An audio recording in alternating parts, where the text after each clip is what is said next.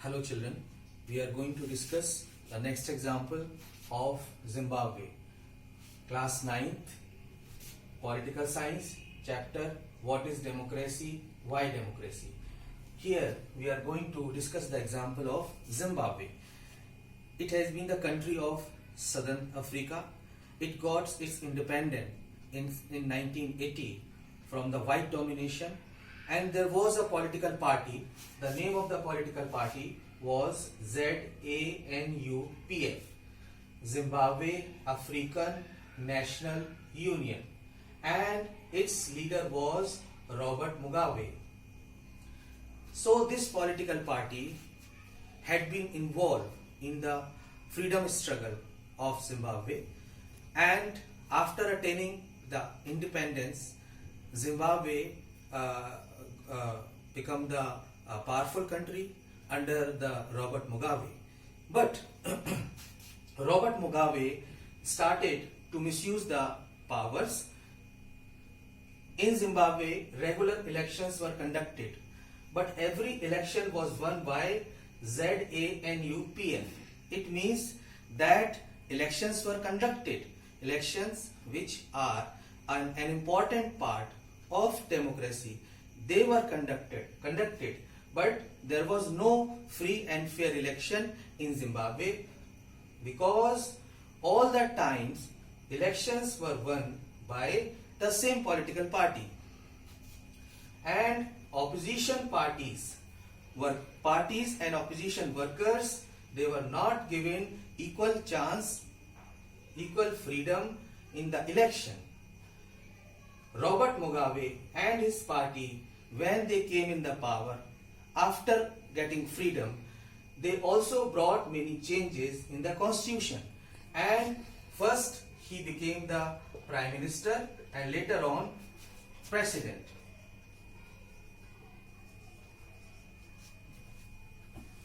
He also controlled the media. Even though there was freedom of press, journalists were free to criticize the government, but government of ZANU-PF, they did not allow the media to express their views freely. They also ignored some court judgment. So in this example, it is given that there was a political party which had active participation in the freedom struggle of Zimbabwe. But after getting independence, when they formed the government, they did not follow the other fundamental basics of democracy, like there was no freedom to the opposition parties, there was no freedom to the people, there was no freedom of judiciary.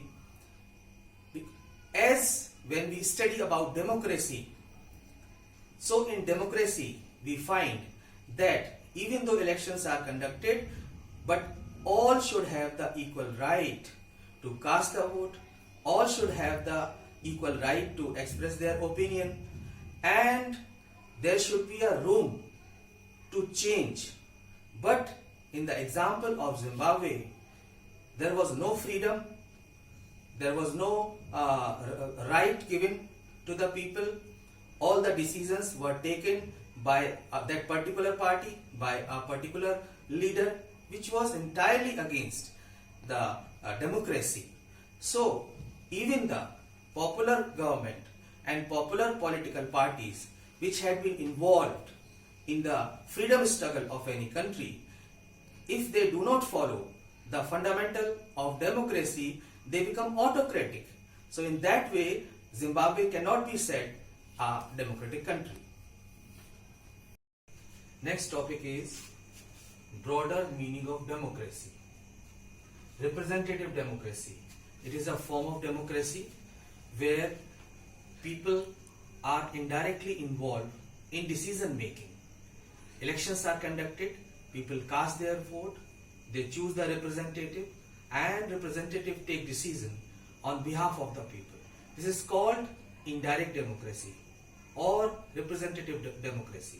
In the present scenario, it is a common form of democracy which is practiced almost in all democracies, because physically it is not possible to collect all the people at one place, even though they may not have desire, skill, time to take the decision. But their involvement is very essential in democracy, which can be ensured through their casting of votes. So this is representative democracy, which is an important and commonly practiced form of democracy in the present scenario. And it is very important to take the consent, to take the consultation of all the people, those who are not powerful. It means that the people who are not powerful, common men, their involvement is necessary, because the strength and weakness of democracy and the fate of the country depends not just on what rulers do. It means rulers are important in democracy, but what we as citizens do means that what type of government we form through election, it depends on us. Because in democracy, the government is answerable, accountable to the people. So the strength and weakness of democracy lies in the hands of the citizen, not in the government. And active participation by all the citizens is necessary in democracy.